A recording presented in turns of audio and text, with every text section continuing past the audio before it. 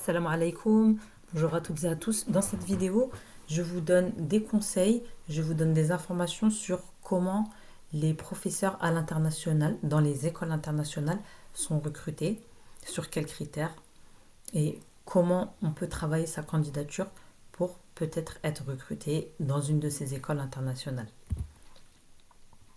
Alors, chaque école fonctionne différemment, sur un curriculum différent. Chaque école a sa propre culture, mais il y a des critères qui restent en commun. Alors, dans une vidéo précédente, j'ai parlé un petit peu des écoles internationales. Donc, ça vous donne une première idée de comment elles fonctionnent, quelles sont-elles, etc. Combien il y en a.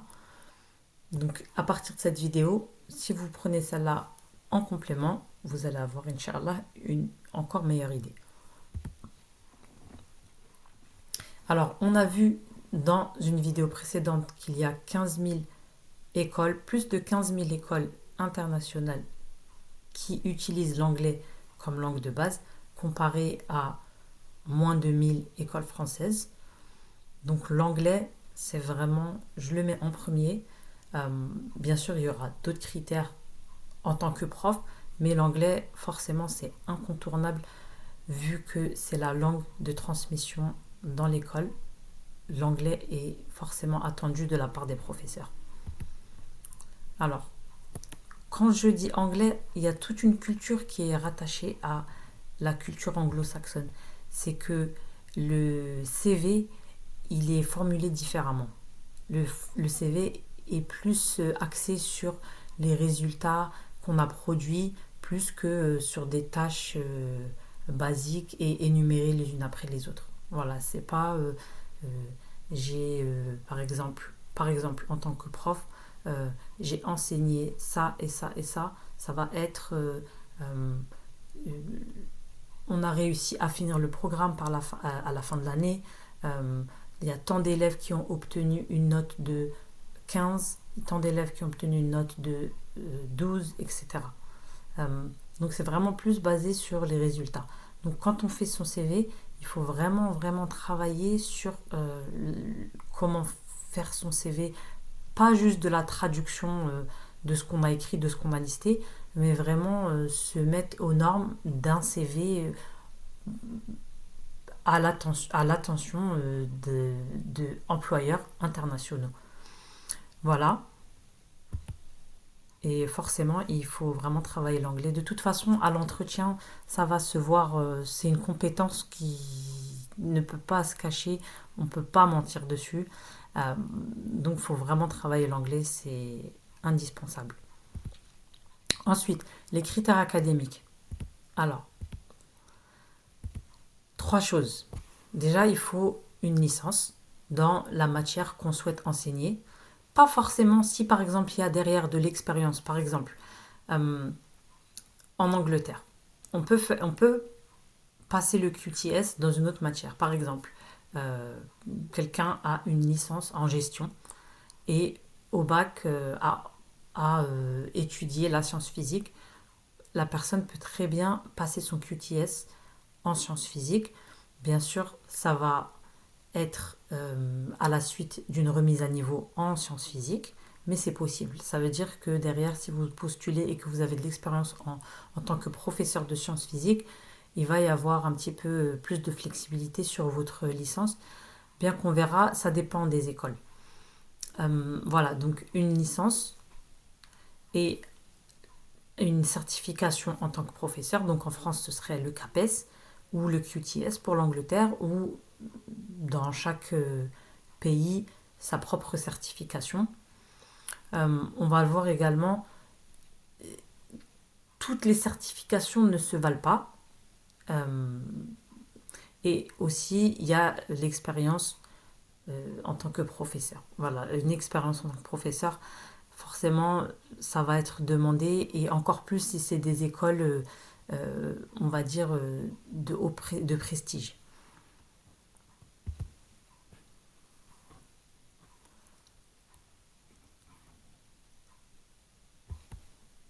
Alors, il y a bien sûr, comme chaque travail, il y a toujours une partie, un aspect personnelles, des qualités personnelles de l'employé qu'on cherche.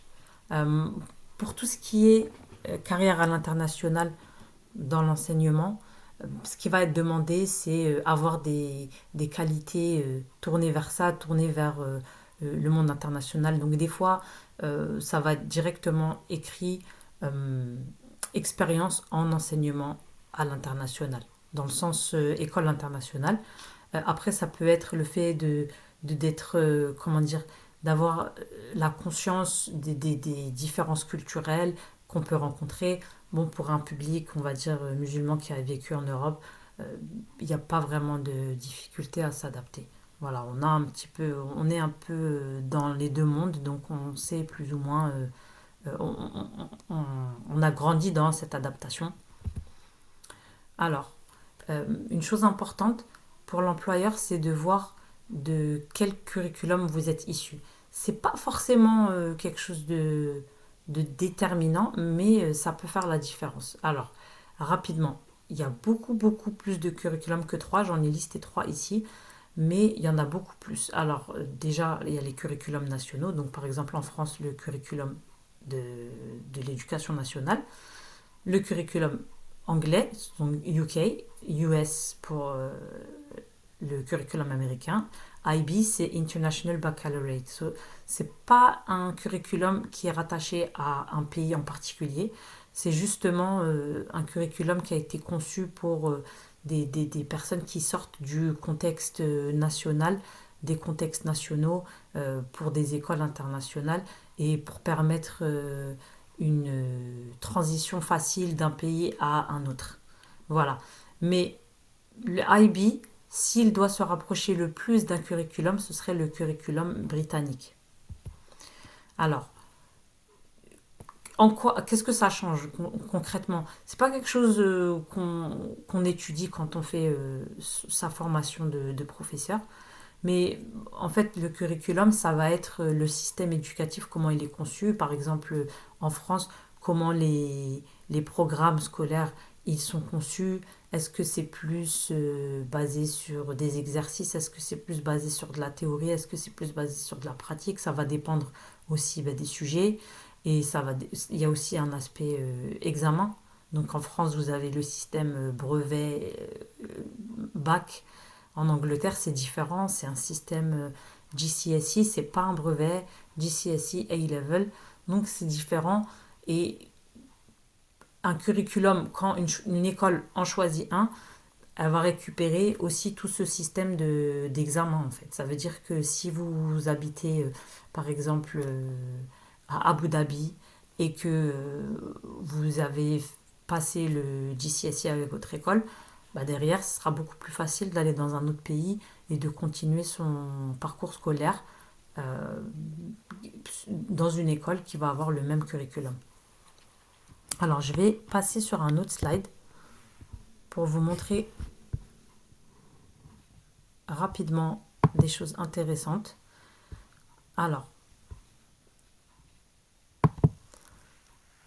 ASI, c'est une agence de recherche euh, sur les écoles internationales.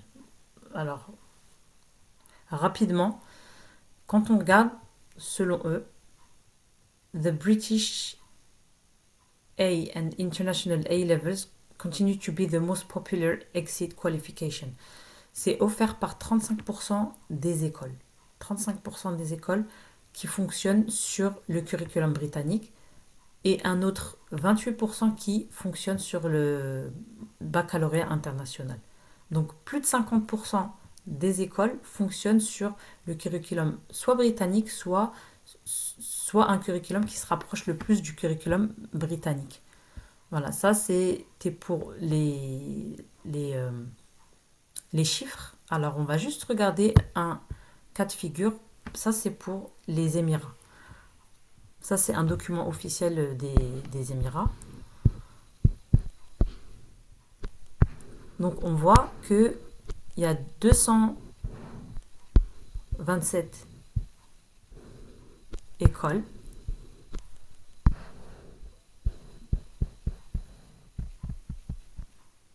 à Dubaï. Alors, quand on regarde sur la droite, UK, 90 écoles fonctionnent sur le curriculum britannique.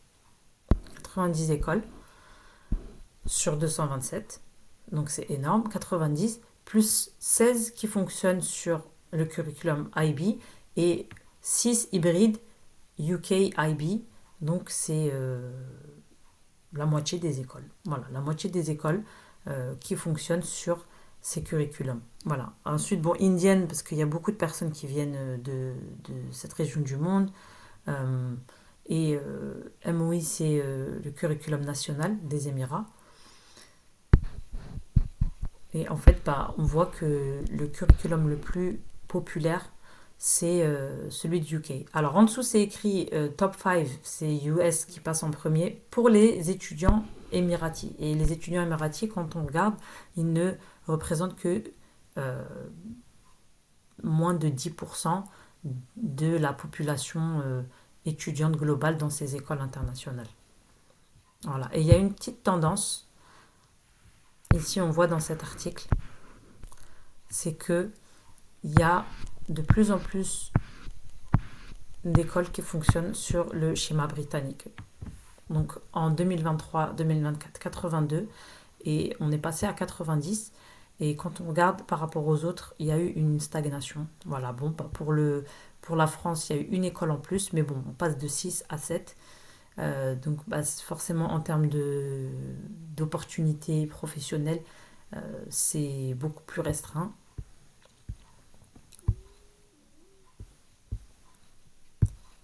Voilà, on repasse sur le slide. Alors, quelques petits conseils. Euh, Bon, personnellement, moi, quand je suis allée travailler aux Émirats, j'avais pas encore ma certification QTS et j'ai quand même réussi à trouver un travail. Alors, c'est possible parce que il y a différents niveaux d'écoles privées. C'est comme en France en fait. Vous avez des écoles privées UP et vous avez des écoles privées plus locales. Donc, en fonction du degré de prestige, de combien les élèves vont payer, forcément les critères de recrutement des professeurs vont être beaucoup plus rigoureux ou moins rigoureux. Voilà, donc par exemple, si vous cherchez sur Internet des écoles internationales qui sont, entre guillemets, par exemple, des écoles qui viennent d'ouvrir ou des écoles qui sont issues d'autres pays, par exemple, euh, il y a plus de chances d'être recruté même si vous n'avez pas un diplôme de professeur. Donc c'est pas impossible de pouvoir travailler en tant que prof sans avoir un diplôme d'enseignement. Voilà, il faut comprendre. Il faut juste savoir chercher. Voilà, il faut juste trouver les bonnes offres et savoir chercher quelles écoles. euh, Être peut-être plus proactif dans sa recherche, c'est-à-dire pas attendre qu'il y ait des offres, mais faire des candidatures spontanées. Ça veut dire aller chercher, par exemple, vous pouvez aller sur Google Maps, en fonction de là où vous souhaitez vous installer, regarder un petit peu les écoles et puis essayer de trouver pour chaque école, est-ce que vous pensez que ça recruterait avec ou sans certification de professeur? Voilà.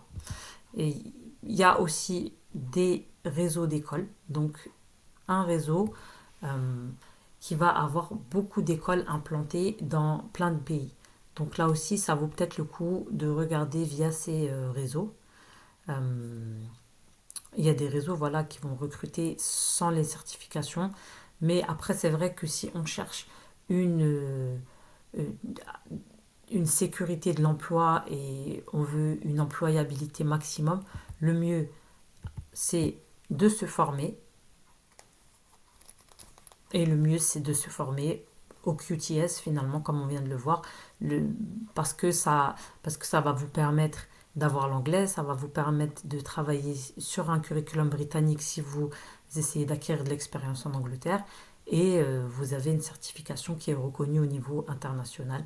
Voilà, et surtout une candidature sérieuse, ça veut dire avoir un CV aux normes anglo-saxonnes, avoir un CV sans faute, Et puis avoir une très bonne lettre de motivation également. Voilà. Alors, ma conclusion, voilà, les 4 choses importantes, l'anglais, euh, la formation, voilà, ça c'est des choses importantes, c'est des choses qu'on va regarder quand on recrute, c'est l'anglais, la formation du professeur, l'expérience qu'il a en tant que prof ou tout ce qui va être euh, lié au domaine éducatif comme les cours particuliers par exemple. Moi j'avais déjà de l'expérience en tant que prof quand je suis partie travailler dans les Émirats. Euh, donc je pense que ça a joué et l'anglais ça a joué. Et voilà, l'expérience sur le curriculum et l'expérience en tant que prof en général et les compétences personnelles et la capacité de s'adapter à un contexte international. Voilà. Mais si vous avez aimé cette vidéo, j'espère que vous l'avez aimé, que vous l'avez trouvé instructif. N'hésitez pas à liker et n'hésitez pas à partager autour de vous. Assalamu alaikum wa rahmatullahi wa barakatuh.